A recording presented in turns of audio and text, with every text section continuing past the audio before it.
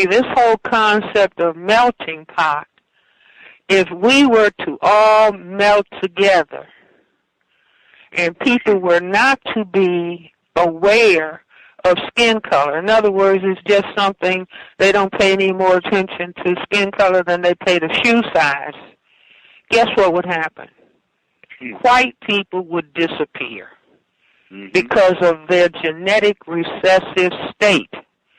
So this whole thing about melting pot, if you really look at it clearly, scientifically, and logically, if everybody blended together, white would disappear. And that is what President Obama represents just looking at him.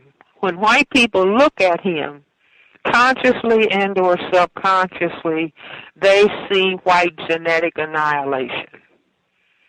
And I maintain that accounts for the level of anger and hatred that is directed towards him. And I will even say that the Speaker of the House, John Boehner, that some of his hostility and anger, the tone that he directs at President Obama, is because he's almost as dark as President Obama. And he's dark and has that skin color because there's some black genetic material in his heritage. That color is not a tan. And I don't think that he respects himself because he has that coloration. He said that there were 11 children in his family, and that 4 of them took their color after their mother. Well, what does that mean? See, he comes from Ohio, and that part of the country is where a lot of the children of slave masters and black women were sent into Ohio.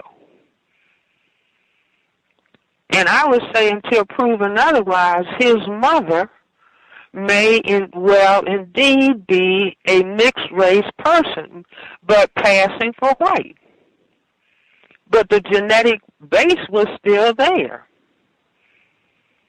See, I would like him to address how is it that 4 of his siblings have their mother's color, and what does that mean?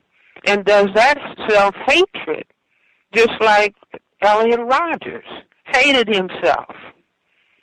And sometimes the way that John Boehner speaks to and addresses the president, I have to look at it and say, this man seems to hate himself because he's almost as dark as the president.